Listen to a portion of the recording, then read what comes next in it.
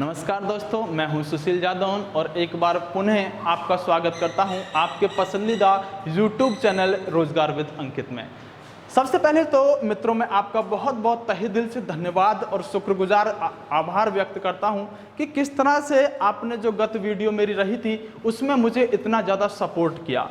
मैं जानता था कि ज़रूर आप मुझे इस प्यार को देंगे, लेकिन जितना मैंने चाहा था उससे भी ज़्यादा आपने मुझे प्यार दिया। तो मैं आपको फिर से आग्रह करूंगा कि आप इसी तरह अपने प्यार को यहाँ पर बनाए रखें और मैं इस प्यार को देखते हुए, आपके सहयोग को देखते हुए आपसे वादा करता हूं कि अब मैं और भी ज़्यादा अच्छे तरह से अपने ज्ञान का प्रचार एवं प्रसार करूंगा और अच्छे चीज़ों को आपके सामने लेकर आऊँगा और सारा वह एफर्ट लगा दूंगा जो आपके दिमाग में घुसाने के लिए आपको चाहिए। सिर्फ इतना समझिएगा कि महत्वपूर्ण यह होगा कि मुझे आपका सिलेक्शन चाहिए, यानी जब तक तोड़ेंगे नहीं, जब तक छोड़ेंगे नहीं। तो मैं आज की दूसरी क्लास को स्टार्ट करूंगा और दूसरी क्लास जो आपकी स्टार्ट होने वाली है, मैंने आपसे बेसिक सी बहुत सारी चीज़ों पर बात की थी, आप सभी जानते हैं।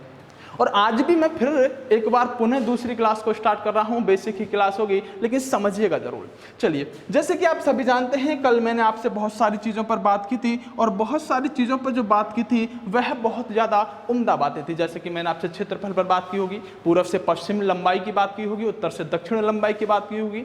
उसके अलावा भी मैंने आपसे बात की होगी कि उत्तर प्रदेश के कुछ जिलों के बारे में, और उत्तर प्रदेश के वह जिले जिनसे प्रश्न बहुत ज़्यादा बनते हैं। आज भी हम बहुत सारे प्रश्नों को लेंगे, लेकिन सबसे पहले मैं आपसे बेसिक सी चीज़ बात करता हूं कि यह जो हमारा उत्तर प्रदेश है, इस उत्तर प्रदेश को जब आप यहाँ पर पढ़ना आरंभ करते हैं तो किस तरह से उत्तर प्रदेश आपको पढ़ना होगा। तो आप ज़रा ध्यान दीजिएगा कि जो हमारा उत्तर प्रदेश होता है, इस उत्तर प्रदेश की प्रमुख बातें होती हैं और वह प्रमुख बातें क्या होती हैं।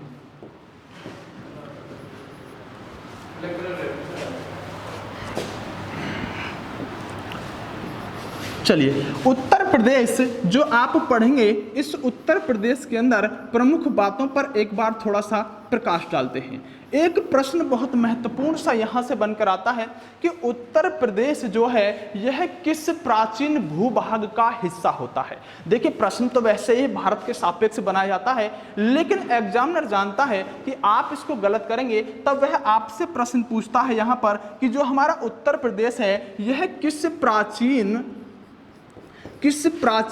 भूभाग का हिस्सा है। और जब इस बात को पूछता है कि उत्तर प्रदेश किस प्राचीन भूभाग का हिस्सा है, तो मैं आपको एक लाइन में इसका आंसर बता सकता हूं कि उत्तर प्रदेश किस प्राचीन भूभाग का हिस्सा है। तो आप आराम से इसका आंसर एक लाइन में दे सकते हैं और कह सकते हैं सर यह हिस्सा है गोंडवाना लैंड का। देखिए, आप सभी जानते होंगे कि गोंडवाना लैंड, यह शब्द आप सभी ने जरूर सुना होगा, और गोंडवाना लैंड का संबंध मैं बताना चाहता हूं कि भारत के सापेक्ष भी होता है। यानी आपके एग्जाम में अगर प्रश्न पूछा गया कि जो उत्तर प्रदेश है यह किस प्राचीन भूभाग का हिस्सा है, आप क्या कह रहे होंगे? गोंडवाना लैंड। और गोंडवाना लैंड का मतलब कि यह गोंडवाना लैंड शब्द कहां से आया। मैंने कहा था कि अगर आप फैक्ट पढ़ेंगे तो आपको कुछ हासिल नहीं होने वाला, लेकिन थोड़ा सा चीजों को और ज्यादा डीपली हमको जानने की आवश्यकता है। जैसे कि बात करता हूं, आखिरकार यह गोंडवाना लैंड हमारे यहाँ पर आया कहाँ से, थोड़ी सी बात करते हैं। जो गोंडवाना लैंड है, आप इसको ऐसे समझिएगा कि यह हमारी संपूर्ण पृथ्वी रही थी। क्या थी दोस्तों? ये पृथ्वी थी। यानी आप इसको कॉन्सेप्ट पर मैं समझाना चाहता हूं, थोड़ा डीप जाऊंगा, लेकिन जिन व्यक्तियों को समझना है थोड़ा सा समझिएगा। बाकी मैंने फैक्ट बता दिया है, उत्तर प्रदेश के प्राचीन भूभाग का हिस्सा है गोंडवाना लैंड। तो देखिएगा, एक व्यक्ति हुए थे जिन्होंने इस पृथ्वी के बारे में कुछ कहा था, और वह व्यक्ति कौन थे? उस व्यक्ति का नाम हुआ करता था यहाँ पर अल्फ्रेड वेगनर। यानी अल्फ्रेड वेगनर नाम के यह व्यक्ति जो बहुत महत्वपूर्ण आपके लिए होते हैं, अल्फ्रेड वेगनर नाम के एक व्यक्ति ने यहाँ पर क्या कहा। देखिए, बात है दोस्तों 1912 की। यानी 1912 में अल्फ्रेड वेगनर जो कहाँ से थे, अगर कोई पूछता है तो आप बताइएगा यह जर्मनी से थे। यानी जर्मनी के वैज्ञानिक अल्फ्रेड वेगनर जो यहाँ पर इस पृथ्वी के बारे में कुछ कहते हैं। पृथ्वी के बारे में अल्फ्रेड वेगनर कहते हैं कि सर, यह जो पूरी पृथ्वी है ना, इस पृथ्वी की अगर हम बात करते हैं तो यह पूरी पृथ्वी कुछ इस तरह से इस तरह से जुड़ी हुई है। मेरी बात को समझिएगा कि यह संपूर्ण पृथ्वी जो आज हम 7 महाद्वीपों को देखते हैं, यह 7 महाद्वीप नहीं हुआ करते थे। यह संपूर्ण पृथ्वी एक जगह पर इकट्ठे स्थलीय भाग हुआ करती थी। यानी पृथ्वी एक स्थलीय भाग इस तरह से हुआ करती थी, और जो स्थलीय भाग हुआ करती थी, इस स्थलीय भाग के अलावा इस पृथ्वी का जो स्थलीय भाग था, इसके चारों तरफ क्या भरा हुआ था? पानी ही पानी भरा हुआ था। क्या भरा हुआ था? पानी ही पानी भरा हुआ था। और अल्फ्रेड वेगनर जी कहते हैं कि जो यह पानी भरा हुआ है, इस पानी को मैं एक नाम देता हूं, और उन्होंने कहा मैं उसके बाद इस स्थल वाले हिस्से को भी एक नाम दूंगा, और 2 नाम यहां पर उन्होंने निकाले। पहले इस स्थल वाले भाग को उन्होंने एक नाम दिया और कहा यह क्या है? उन्होंने कहा यह पेंजिया है। कुछ नहीं है, पेंजिया एक शब्द है जो उन्होंने किसके लिए कहा कि जो संपूर्ण पृथ्वी थी, जब इस पर 7 महाद्वीप नहीं थे, सारा का सारा स्थल भाग एक जगह था, यह एक जगह वाला जो यहाँ पर स्थलखंड था उसे पेंजिया नाम दे दिया गया। लेकिन जो चारों तरफ यहाँ पर पानी भरा हुआ था उसको भी उन्होंने एक नाम दे दिया और कहा जो यह पानी भरा हुआ है यह क्या है? यह पैंथालासा है। आपको कोई समस्या नहीं होगी। आपको 2 शब्द यहां से मिल गए होंगे, एक पेंजिया और एक पैंथालासा। तब आपसे प्रश्न कितनी ही बार पूछा है कि पेंजिया क्या था, पैंथालासा क्या था? तो आप कह सकते हैं प्राचीन काल में संपूर्ण पृथ्वी पर जो एक ही समुद्र हुआ करता था उसे हम पैंथालासा के नाम से जाना करते थे। या यह प्राचीन भूभाग जब पृथ्वी बिल्कुल टूटी नहीं थी, पृथ्वी के सारे हिस्से एक जगह थे, उनको हमने क्या कहा? पेंजिया कहा। यह दोनों ही प्रश्न आपसे बहुत पूछे जाते हैं। तब आप आगे बढ़िएगा, वेगनर जी क्या कहते हैं?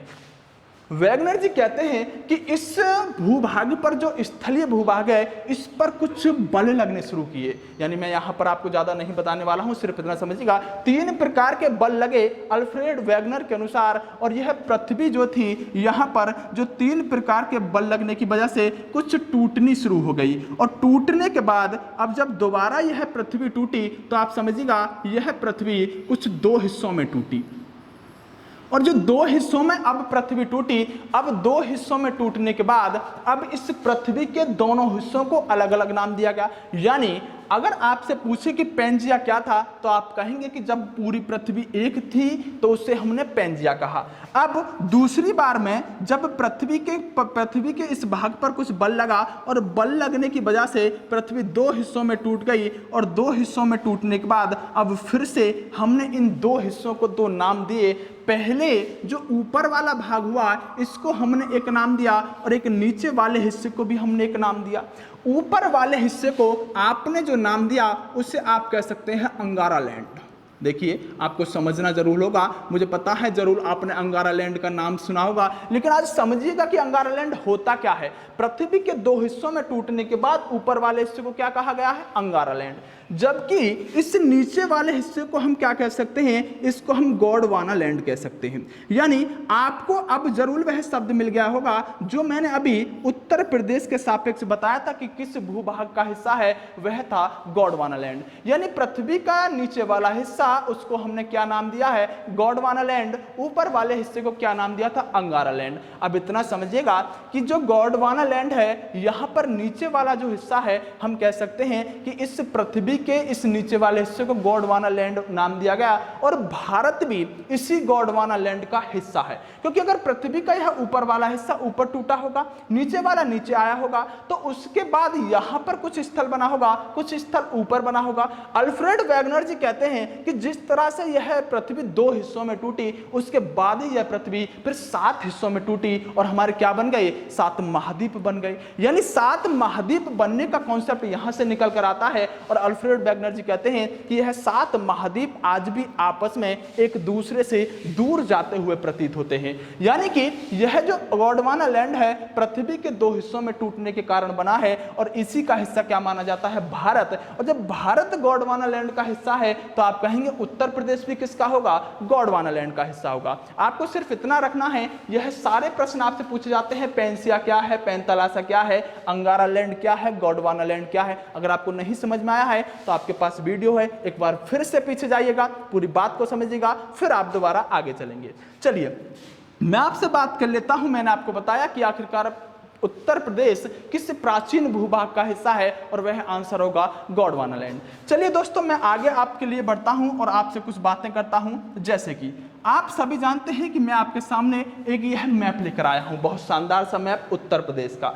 इस मैप को आंखों में बसा लीजिएगा। कल भी बहुत बात की थी, आज भी बात करने वाला हूं, और अच्छी बात यह है कि आज यह मैप खाली है, और आपको खाली होने के साथ साथ कुछ यहां पर नेपाल दिख रहा होगा, और आपको याद आ जाना चाहिए सीमांत राज्य। क्यों? अंतरराष्ट्रीय सीमा बनाता है कौन? उत्तर प्रदेश। तब आपको याद आना चाहिए मध्य प्रदेश। लेकिन मध्य प्रदेश के साथ कल वाला प्रश्न कि सबसे लंबी सीमा किसके साथ उत्तर प्रदेश बनाता है? मध्य प्रदेश। दूसरा, हिमाचल प्रदेश जो यहां पर अवस्थित है, हिमाचल प्रदेश सबसे छोटी सीमा बनाता है किसके साथ? तो आप कहेंगे उत्तर प्रदेश के बाद। लेकिन मैं आपको जब आगे लेकर चलूंगा तो आप थोड़ा सा इस बात को समझने की कोशिश कीजिएगा कि हमको अगर प्रश्न यहां से अटेंड करना है तो थोड़ा सा आप इस मैप में देखिएगा।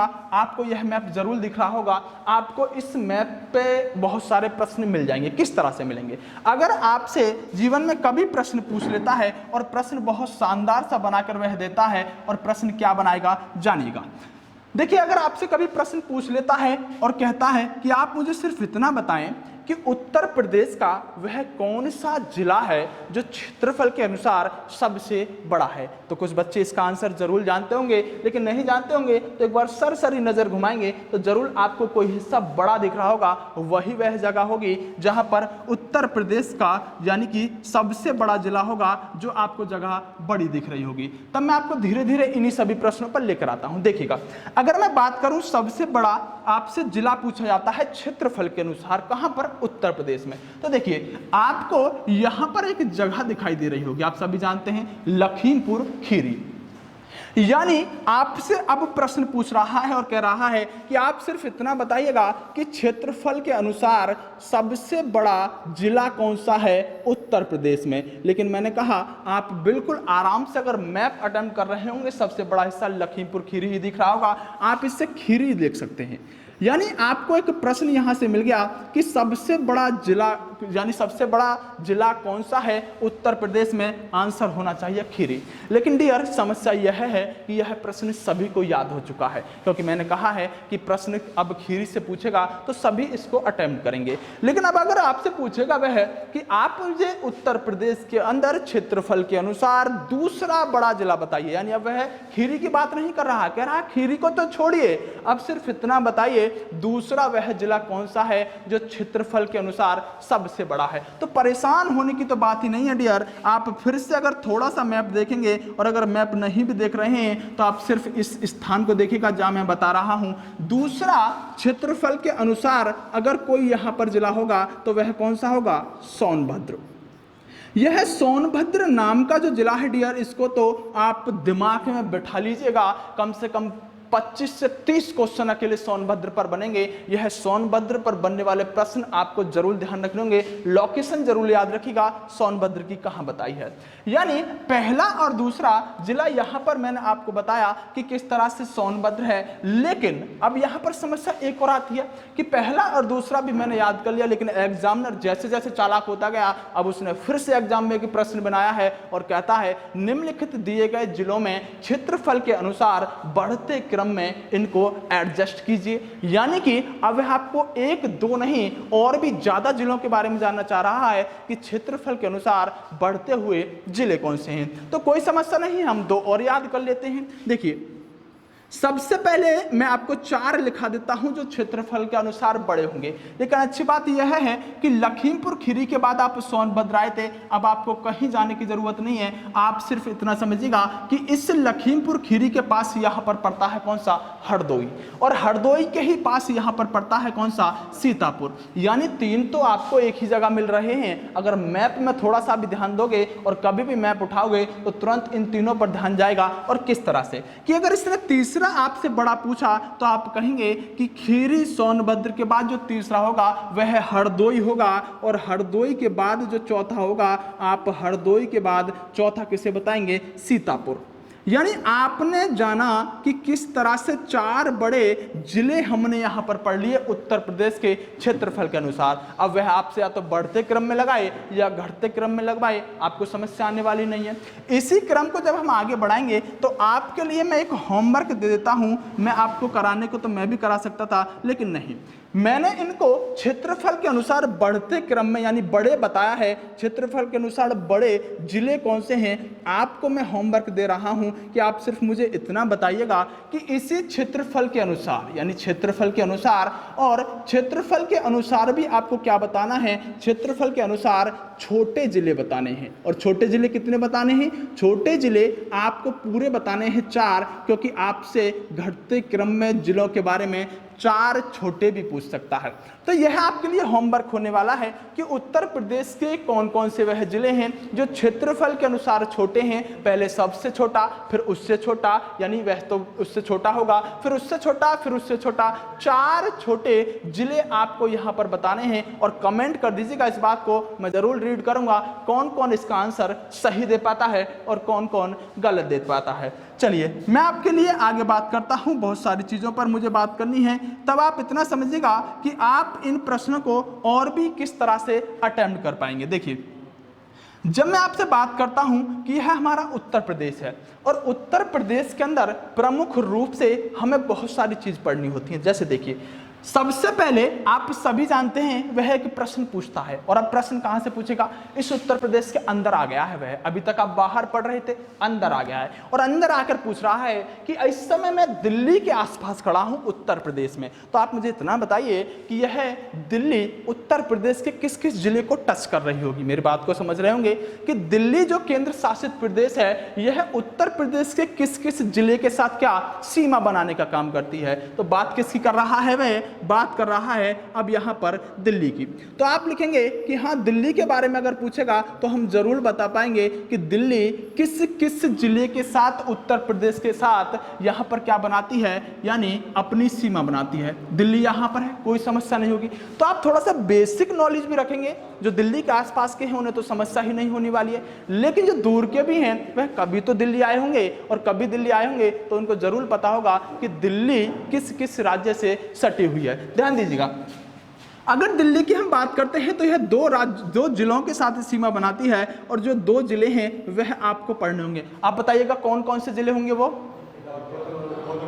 गौतम बुद्ध नगर, यानी गौतम बुद्ध नगर, आप सभी को याद होगा कि गौतम बुद्ध नगर वह जिला होगा जिसके साथ क्या यहां पर सीमा बना रही होगी और दिल्ली। लेकिन इस गौतम बुद्ध नगर को कई बार वह जीबी नगर भी लिख देता है, कई बार इसे नोएडा भी लिख देता है। तब आप घबराइएगा मत, दरअसल गौतम बुद्ध नगर को ही आप जीबी नगर कह सकते हैं या फिर इसे आप नोएडा भी कह सकते हैं। लेकिन आप मुझे दूसरा जिला बताइएगा जो यहां दिल्ली के साथ सीमा बनाता है, गाजियाबाद। देखिए, आप दिल्ली के नज़दीक हैं, आसानी से आंसर दे पा रहे हैं, और गाजियाबाद वह दूसरा यहाँ पर क्या होगा, यानी कि जिला होगा जो दिल्ली के साथ सीमा बनाने का काम करता है। कोई समस्या नहीं है, दिल्ली के साथ कौन कौन से जिले उत्तर प्रदेश के सीमा बनाते हैं, मैप यहाँ पर है, दोनों भी यहीं पर हैं, एक गौतम बुद्ध नगर, एक गाजियाबाद। दोनों प्रश्न आज के बाद गलत नहीं होने चाहिए अगर आप मैप से कर रहे हो, क्योंकि देखिए अगर उसने पूछा यही प्रश्न कि दिल्ली के साथ सीमा बनाने वाले कौन कौन से जिले उत्तर प्रदेश में हैं, और एक ऑप्शन दे दिया सोनभद्र। अगर आपने मैप देखा है,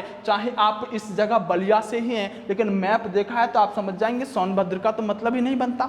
दूसरा दे दिया यहां पर सीतापुर, सीतापुर का मतलब नहीं बनता। अगर याद भी नहीं हुआ, मैप पर थोड़ी सी भी पकड़ है, तो दोनों प्रश्नों को बिल्कुल गलत नहीं कर सकते। आपको लोकेशन पता होनी चाहिए, कहां की, गौतम बुद्ध नगर और गाजियाबाद की। लेकिन दिल्ली ही नहीं डियर, वह दिल्ली के अलावा भी बहुत कुछ पूछ लेता है आपसे, और मैं आपसे बात करता हूं उन्हीं सब चीजों पर कि वह किस किस के बारे में आपसे पूछ सकता है। देखिए, वह दिल्ली के अलावा जो आपसे प्रमुख रूप से पूछेगा, यहां पर हर किसी के बारे में नहीं पूछेगा। जो एग्जाम में पूछा है उसी पर बात करूंगा, और आपको विश्वास ना हो तो प्रीवियस ईयर के क्वेश्चन उठाकर देख लीजिएगा। 3 से 4 बार जिन प्रश्नों पर मैं बात करूंगा, 3 से 4 बार उन प्रश्नों को बार बार पूछता है।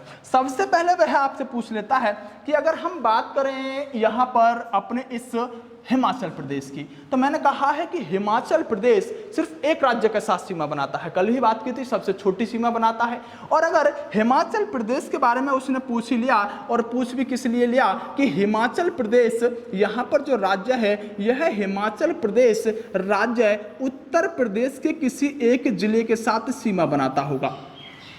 और हिमाचल प्रदेश अगर सीमा बनाता होगा तो ध्यान दीजिएगा यह किसके साथ बनाएगा।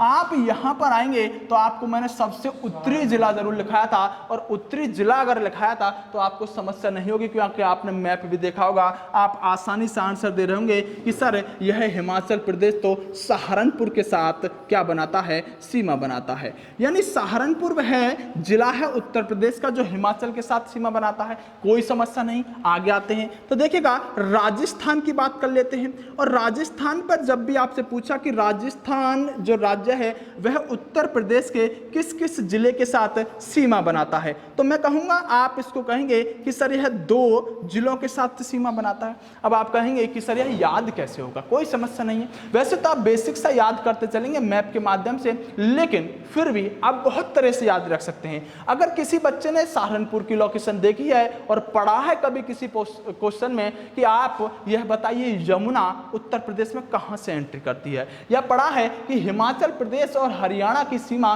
दोनों की एक साथ कहां पर लगती है, तो आप इस सहारनपुर को जरूर लगा रहे होंगे। लेकिन राजस्थान के बारे में बात करते हैं तो आपने एक प्रश्न पढ़ा होगा, नहीं पढ़ा होगा तो मैं आगे उस पर बात करूंगा कि उत्तर प्रदेश के अंदर वह जिला कौन सा है जो सबसे ज्यादा उष्ण यानी गर्म है। यानी आपको लग रहा होगा वह तो बुंदेलखंड है, लेकिन बुंदेलखंड और आगरा दोनों ही होते हैं। तब आप कहेंगे कि राजस्थान में भी गर्मी पड़ती है और उत्तर प्रदेश में सबसे ज्यादा गर्मी भी आगरा में पड़ती है। यानी यह आगरा जरूर बनाता होगा किसके साथ सीमा, राजस्थान के साथ। उसके बाद आप कभी मथुरा अगर घूमने जाएंगे और मथुरा घूमने जाने के साथ अगर आप परिक्रमा करने लग गए वहां पर, तो आप जानेंगे कभी आप उत्तर प्रदेश में होंगे, कभी आप राजस्थान में होंगे। यानी मथुरा में घूमने के साथ साथ कभी व्यक्ति राजस्थान में भी पहुंच जाता है, क्योंकि जैसे ही वह आगे बढ़ता है परिक्रमा करते टाइम तो मथुरा भी कहां पर होगा, यानी राजस्थान जो होगा वह 2 जिलों के साथ सीमा बनाएगा, पहला आगरा, दूसरा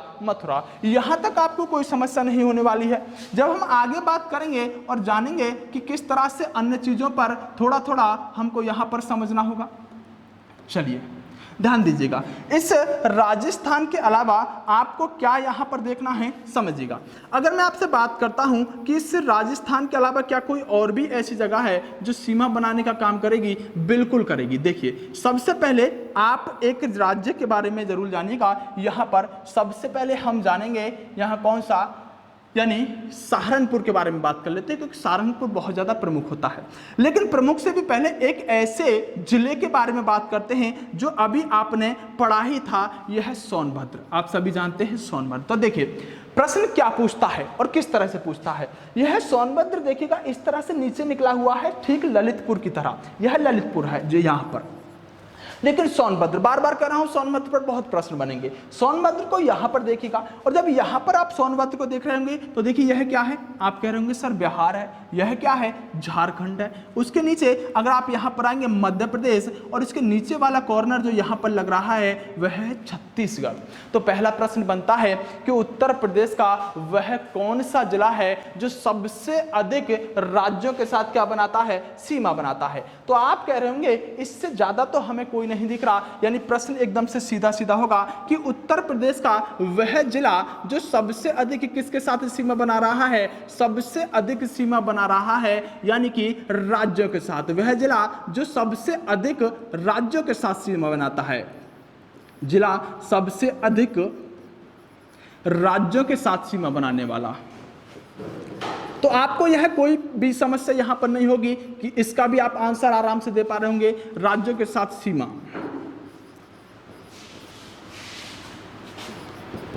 देखिए दोस्तों मैप के माध्यम से आप इसको बहुत आसानी से सॉल्व कर सकते थे। तो आपसे मैं कहूंगा कि सर वह जो यहाँ पर जिला है उत्तर प्रदेश का सोनभद्र है। सोनभद्र सबसे अधिक सीमा बनाता है सर राज्यों के साथ। हाँ सर, कितनों के साथ बनाता है, मैं कहूँगा 4 के साथ बनाता है। 4 के साथ बनाता है। कौन कौन से हैं अभी आपको बताया है, लेकिन कल भी आपको बताया था। आप मैप पर ध्यान दे रहे हैं तो आराम से बताएंगे सोनभद्र किसके साथ बना रहा है। देखिएगा बिहार, कोई समस्या नहीं होगी, लिख दिया बिहार। बिहार के बाद आप जब नीचे आ रहे होंगे तो आप जानते हैं झारखंड, लीजिए लिख दिया झारखंड। अगर झारखंड भी लिख दिया, बिहार भी लिख दिया, तो अब बचते कौन से दो और हैं? यहाँ पर अभी बताया है छत्तीसगढ़, और छत्तीसगढ़ में भी कोई समस्या नहीं है। एक और आपको याद रखना है इस छत्तीसगढ़ के अलावा, और वह कौन सा होने वाला है? यहाँ पर हमारा मध्य प्रदेश। यानी 4 वह यानी कि राज्य है जो अकेले किसके साथ? इस सोनभद्र जिले के साथ सीमा बनाने का काम करते हैं। आपको चारों के चारों याद रखने होंगे। वेरी वेरी मोस्ट इंपोर्टेंट है। यह जो प्रश्न है बार बार आपसे पूछा जाता है, सबसे अधिक राज्यों के साथ सीमा बनाने वाला उत्तर प्रदेश का जिला कौन सा है? लेकिन सामान्य सा प्रश्न हो गया है, अब सबको याद हो गया है, अब यह नहीं पूछेगा। अब पूछ रहा है कि निम्नलिखित में से वह कौन सा जिला है जो सबसे अधिक सबसे अधिक राज्यों के साथ सीमा बनाने का काम करता है? ऑप्शन में सोनभद्र नहीं डाल रहा है। इसका मतलब क्या जानना चाह रहा है कि दूसरा वह जिला कौन सा है उत्तर प्रदेश के अंदर जो सबसे अधिक राज्यों के साथ सीमा बना रहा है? अब वह कुछ और जानना चाह रहा है। तो देखिएगा, थोड़ा सा यहां पर आ जाइएगा सहारनपुर में, और सहारनपुर में पा रहे होंगे कि यहां पर हरियाणा सीमा बना रहा होगा जरूर। दूसरी तरफ उत्तराखंड, यानी हरियाणा उत्तराखंड के अलावा आप जानते हैं यह यहां पर भी सीमा बना रहा होगा हिमाचल प्रदेश। तो हम कह सकते हैं कि एक और जिला उत्तर प्रदेश का ऐसा है जो 4 के साथ तो नहीं बनाता है, लेकिन कितने के साथ बनाता है? 3 के साथ। यानी सहारनपुर की जब आप बात करेंगे तो सहारनपुर भी यहाँ सीमा बनाने का काम करता है, और सहारनपुर जो सीमा बनाता है वह कितने यानी कि जिलों के, कितने राज्यों के साथ बनाता है? तो आप कहेंगे 3 राज्यों के साथ बनाता है। ध्यान दीजिएगा कौन सा होगा। सबसे पहले आप लिखेंगे हरियाणा, दिख रहा होगा यहां पर। हरियाणा के बाद दूसरी तरफ यूके लिख रहा हूं, यानी उत्तराखंड, कोई समस्या नहीं है यहां तक। लेकिन तीसरा मैंने अभी कहा आपसे हिमाचल प्रदेश, तो आप हिमाचल प्रदेश को भी लिखेंगे जो उसने अब प्रश्न पूछा था, या दूसरी तरह से प्रश्न पूछे कि दूसरा वह बड़ा जिला कौन सा है जो सबसे अधिक राज्यों के साथ सीमा बनाता है? सहारनपुर। लेकिन प्रश्न दूसरी बार में क्या पूछ सकता है कि सहारनपुर जो है, यह सहारनपुर यानी कि उत्तर प्रदेश का कौन सा राज्य हिमाचल प्रदेश के साथ सीमा बनाता है? तो प्रश्न घुमा रहा है, लेकिन पूछना वही चाह रहा है कि हिमाचल के साथ सीमा बनाने वाला उत्तर प्रदेश का कौन सा यहां पर जिला है? आप कहेंगे सहारनपुर। यहां तक आपको कोई समस्या नहीं होने वाली है। सोनभद्र बहुत ज्यादा इंपॉर्टेंट है, मैं बार बार कह रहा हूं, इसको जरूर याद रखिएगा, यहां से बहुत बार उसने प्रश्न पूछा है। जरा आगे चलते हैं, और आगे चलने के साथ साथ आप समझिएगा कुछ अन्य चीजों को। देखिए, यानी कि हम कह सकते हैं एक और प्रश्न यहां से आपसे पूछा जाएगा, और प्रश्न किस तरह से पूछा जाएगा जरा ध्यान दीजिएगा। इस शब्द को ध्यान दीजिएगा, वह आपसे प्रश्न पूछता है इस क्षेत्र के बारे में, एनसीआर। यानी एनसीआर यानी आप हिंदी में इसे कहेंगे राष्ट्रीय राजधानी क्षेत्र।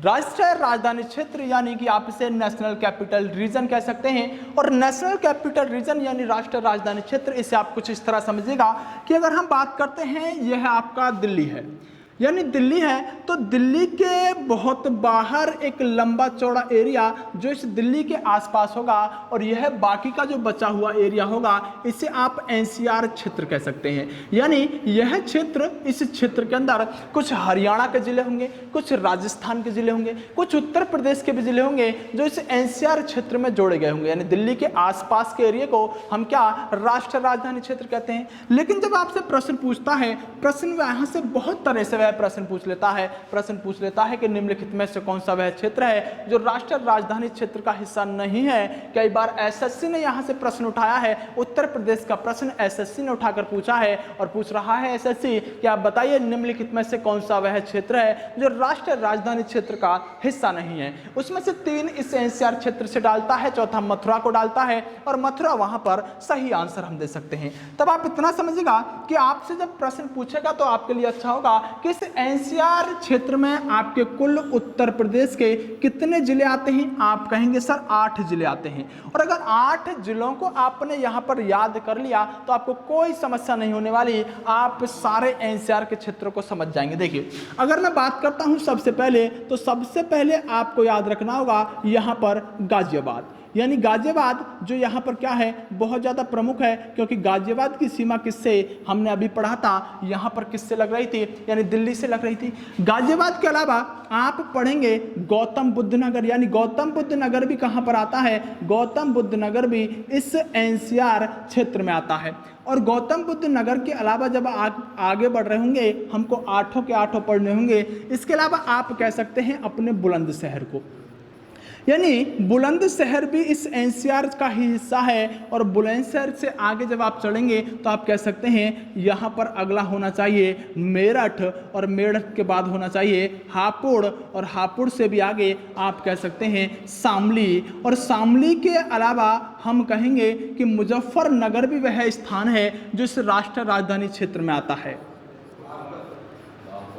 यानी मुजफ्फरनगर वह हिस्सा है जो इस क्षेत्र में आता है। और इसके अलावा अगर आठवां कोई बचता है तो वह है बागपत। यानी आप अब इन्हें काउंट कर रहे होंगे 1 2 3 4 5 6 7 8 8 यह वह जिले हैं उत्तर प्रदेश के जो इस एनसीआर क्षेत्र में आते हैं। और आपसे इन आठों के अलावा कोई अगर ऑप्शन में डालता है उत्तर प्रदेश के सापेक्ष तो आप उसी को आंसर लगाएंगे और कहेंगे यह उत्तर प्रदेश का जिला एनसीआर क्षेत्र में नहीं आता है। महत्वपूर्ण है। और ध्यान दीजिएगा कि जितनी भी चीज यहां पर लिखी जाएं उनको आप नोटबुक में जरूर नोट कीजिएगा। विश्वास मानिएगा, एक्सपीरियंस है कि आप एक बार लिख करके मेरी क्लास को ले लीजिएगा और एक बार सुन करके बिना लिखे नोट्स के भरोसे या पीडीएफ के भरोसे क्लास को ले लीजिएगा। और जब एक बार आप पूरी क्लास को ले लें, जिस दिन आपने क्लास ली हो और लिखा हो, सिर्फ 5 मिनट दीजिएगा उसको रिवाइज करने में, और फिर आप देखिएगा एक बार पीडीएफ से पढ़ के देख लीजिएगा। आप खुद ब खुद विश्वास करेंगे कि जो आपने जिस दिन खुद लिखा था बहुत लंबे समय तक चीजें आपको याद हो गई। सिर्फ 5 मिनट रिवाइज कर लीजिएगा, पूरी क्लास को साथ के साथ लिख लीजिएगा, कोई समस्या नहीं होगी। सबसे लंबे समय तक वह चीज याद रहती है जो अपने हाथों से लिखी जाती है। चलिए दोस्तों, अगर हम आगे बात करते हैं तो देखिए 2 और आपको याद रखने हैं। एक यहां पर होता है हमारा कौन सा, यानी आपसे पूछेगा कि आप बताइए कि झारखंड किसके साथ सीमा बनाता है, या दूसरा पूछ सकता है कि आप छत्तीसगढ़ बताइएगा किसके साथ सीमा बनाता है। तीसरा चौथा पूछ सकता है कि मध्य प्रदेश से कितने जिलों के साथ सीमा बनाता है। ऐसे ही बहुत सारे प्रश्न हैं, लेकिन मैं आपको कुछ बताता हूं, ध्यान दीजिएगा। अगर आपसे प्रश्न पूछता है, सिर्फ इतना प्रश्न पूछा गया है कि आप यह बताइए कि जो छत्तीसगढ़ राज्य है, यह छत्तीसगढ़ राज्य है, यहां पर कितने उत्तर प्रदेश के जिलों के साथ सीमा बनाता है। यानी छत्तीसगढ़ राज्य है, उत्तर प्रदेश के कितने जिलों के साथ सीमा बनाता है। झारखंड के बारे में पूछा है कि झारखंड बताइएगा कितने उत्तर प्रदेश के यहां पर जिलों के साथ सीमा बनाता है, 2 से पूछता है। लेकिन ध्यान दीजिएगा आखिरकार इनसे ही क्यों पूछ रहा है, वह मध्य प्रदेश से क्यों नहीं पूछ रहा, क्योंकि बहुत ज्यादा बनाते हैं। इनसे इसलिए पूछता है क्योंकि सिर्फ एक ही राज्य, एक ही जिला उत्तर प्रदेश का ऐसा है जो इनके साथ सीमा बना रहा है। तो आप कहेंगे कि अगर आप इस छत्तीसगढ़ के बारे में जानना चाहते हैं तो छत्तीसगढ़ के साथ सीमा बनाने वाला सिर्फ एक ही उत्तर प्रदेश का जिला है। झारखंड के साथ सीमा बनाने वाला सिर्फ एक ही यहां पर क्या है, जिला है। इन दोनों से इसीलिए पूछ रहा है क्योंकि वह इनको जानता है कि ज्यादा बच्चा याद नहीं रखेगा, एक याद रखेगा। तो आप सभी जानते हैं मैप से पढ़ रहे हैं, और कभी यह भी पूछ लिया कि बताइए कौन सा बनाता है, तो आप आराम से बताएंगे कौन सा, सोनभद्र बनाता है। यानी बिल्कुल सामान्य सी चीज है। अगर जिसने मैप के साथ पढ़ाई की है, लेकिन जो रट रहा है, अगर उसने इस बार राजस्थान के साथ, हालांकि मैंने बता दिया है, अगर उसने किसी अन्य के साथ पूछा तो आप बिल्कुल नहीं बता पाएंगे क्योंकि आप मैप से नहीं पढ़ रहे होंगे। इसलिए मैंने बार बार कहा है कि मैप जरूर लिखेगा, मैप के बिना कुछ भी नहीं हो सकता। चलिए दोस्तों, मैं आगे आपसे बात करता हूं कि उत्तर प्रदेश अपने आप में बहुत सारी बेसिक चीज़ों को लेकर चलेगा, और बेसिक चीज़ों को लेकर चलने के साथ साथ यहाँ पर हम धीरे धीरे बहुत सारी चीज़ों पर बात करेंगे। मैं आज की क्लास को यही खत्म करना चाहूँगा और आपसे चाहूँगा कि मेरे पूछे गए उन प्रश्नों को क्षेत्रफल के अनुसार छोटे जिले उत्तर प्रदेश में कौन से हैं उनको कमेंट कर दीजिएगा। मैं ज़रूर देखूंगा कि आपके अंदर क्षमता क्या है, और अगर आपकी क्षमता अच्छी लगी तो मैं धीरे धीरे अपने लेवल को यहाँ से बढ़ाऊँगा, या फिर मैं पाऊँगा कि आप पढ़ने में कितने सहज हैं, अपने कर्तव्य के प्रति आप कितने निष्ठावान हैं। चलिए, बेस्ट ऑफ लक, मिलते हैं अगली क्लास में।